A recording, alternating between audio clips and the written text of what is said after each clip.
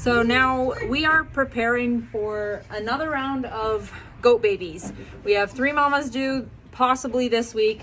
I'm actually really hoping that they do not kid until the weekend. Normally I'd want them to come like Thursday, Friday, so I'm not worried over that all weekend.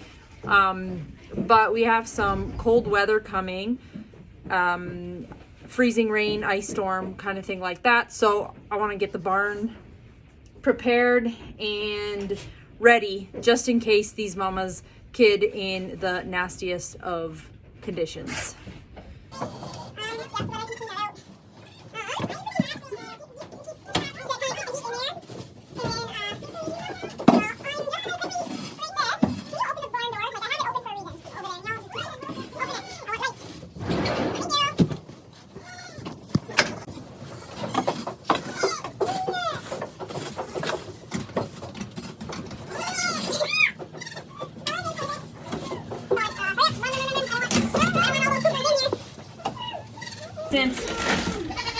Since they like to be in the way and stick their nose in all my business, I have to lock myself in here and just putting everything in a tote, and then we'll carry it out by hand and then dump it in the field.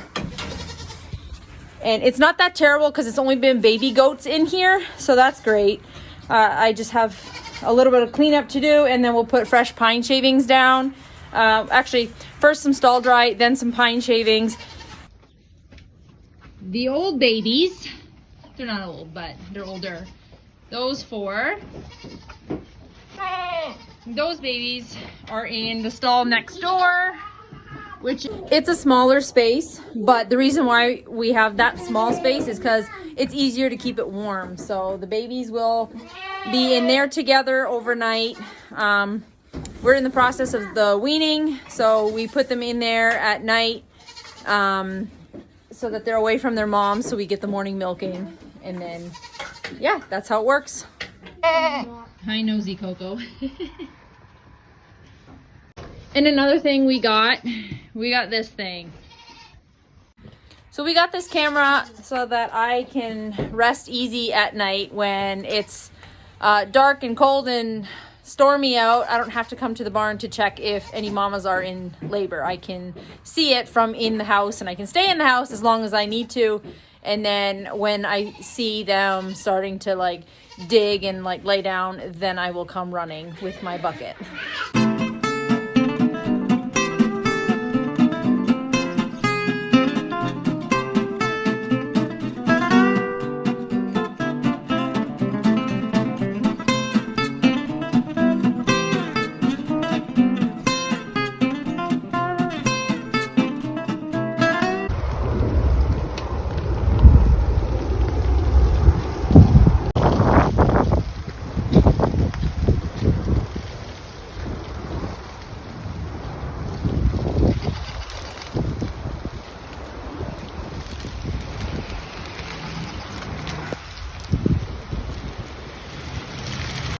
So this is the ice storm that I was talking about yesterday while I was cleaning the barn.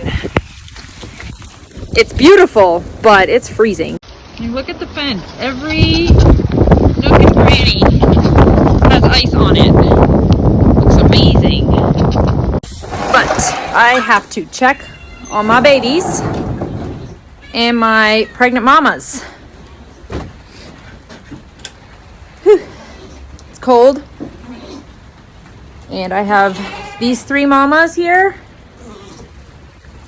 Today's day 140 for them, so that means we are on udder watch and ligament checks. We gotta make sure everyone's got some hay.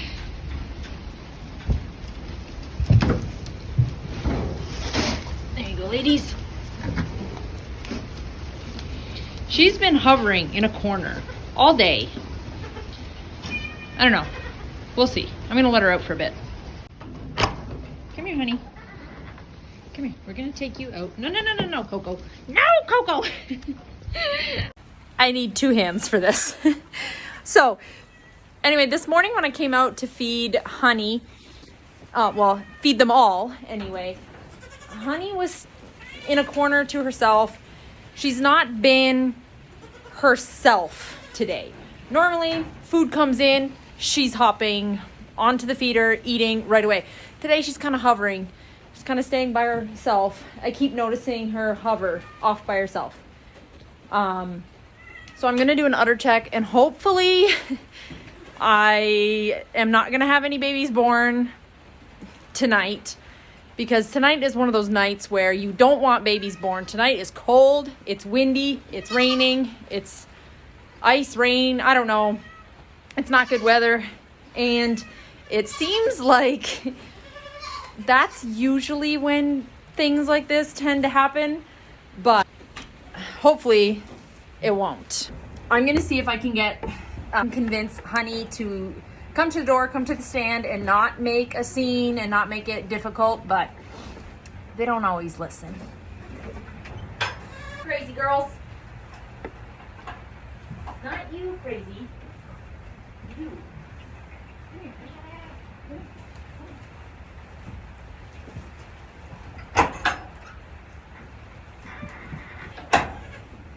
She goes straight for the hay. Hey, put you up on the stand. So, that glare. Okay. This year when Coco had her babies, we decided to modify the stand a little bit to make it easier for that long, lanky Nubian to get on here. I'll kind of show you guys. So we added a ramp. Don't mind my puffy jacket. And my nosy kitty. And then we lowered the legs on this thing. So the ramp is shorter so that those long lanky Nubians can get on there easier and still only have one stand. Now, Miss Honey here, like I said, I'm gonna check her udder and I'm gonna see if I can get a good view of it on camera for you guys. And then maybe we can kind of show you and the things that we're looking for. Now, if you guys follow me on Instagram at all, you'll I post on there more frequently just because it's easier, it's more convenient, there's no editing really involved. But right now during kidding season, I like to post udder updates as I go, just kind of for my own personal reference as well, so then I can kind of compare on a day-to-day so I can really notice that pop. The weeks leading up to the birth, their udder will start to develop more and grow more, and then about 24 hours-ish. Obviously, not every goat's going to be exactly the same, kind of like humans. We all labor different rates and paces. After that udder really pops, like you'll notice almost a doubling in size from one day to the next.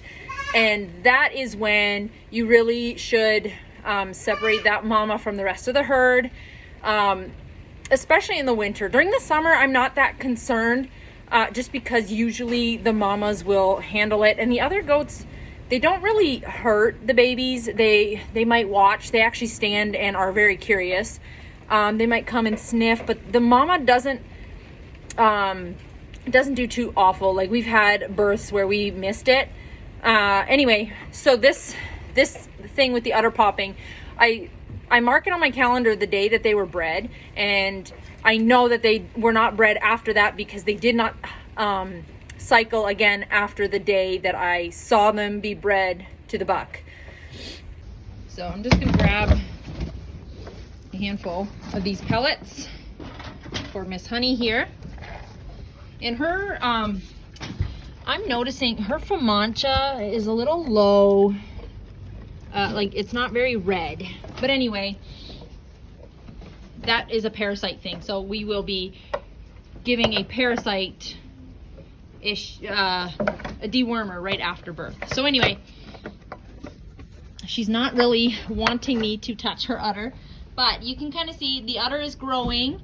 It's like a little odd looking ball right now. And she doesn't really want me touching it, but like when I do poke it, oh goodness, Honey, it's okay, girl. That hop. Anyway, if you like poke it, It's really soft still. Like you can feel it's filling up, but it's not full. So anyway, just because of her behavior, I noticed her behavior being off to a corner kind of.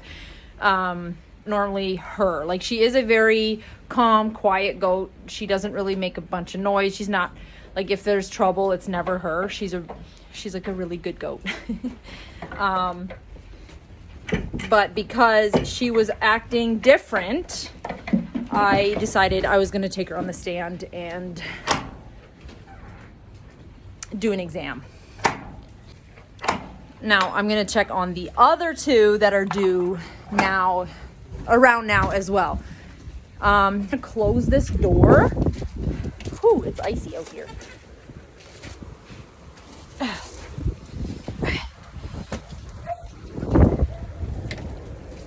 Gonna close the barn.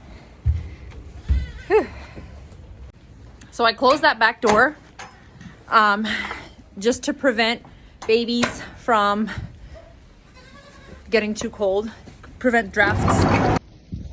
Then there's this nutcase. She's crazy.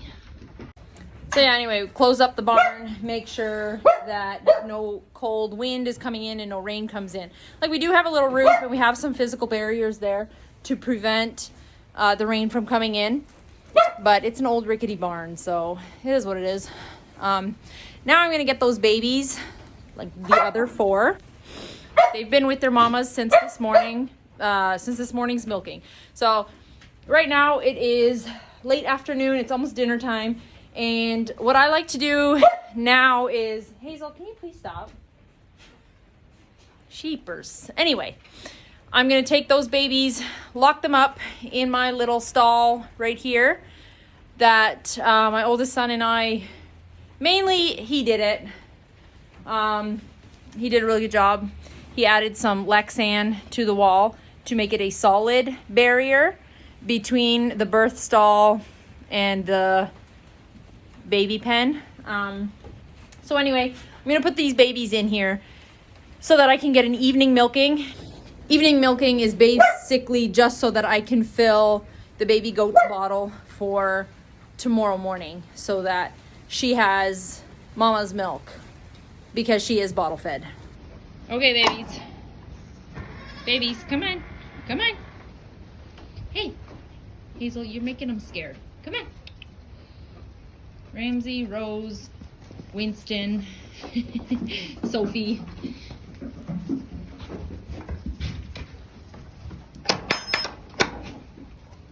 Okay, babies, go in there. It would be great if you guys could just like listen, be good. That'd be great. Okay, babies. Hey, okay. Can you guys get in here, please? Okay. Oh, he is so heavy. Okay.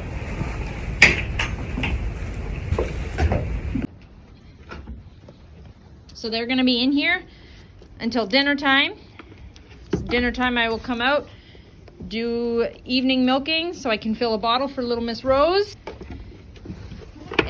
And then they'll go back in with mamas until bedtime, and then bedtime I will lock them in here again until tomorrow morning. Make sure they've all got some hay. Now I'm gonna go give Chuck, Wendy, and Dolly some hay. Chuck. That was loud. That was ice hitting the roof. Probably falling off the tree. But Chuck, Wendy, and Dolly, the reason why they are in a separate pen is for breeding, and because right now, because it's so cold, they can't really go outside that much, or they don't really go outside that much. And so then this area gets really crowded and really stinky, full of manure and urine. So I kind of separate them. They have enough, those 3 little ones have enough space in the other pen and in the other shed to keep them warm and cozy. And then the big mamas are in here with their babies. Now let's get going. I don't like cold. Why do we live where the air hurts my face? I almost think at this point Weather like this, I feel like I'd almost be willing to tolerate venomous snakes and spiders and alligators because I hate the cold.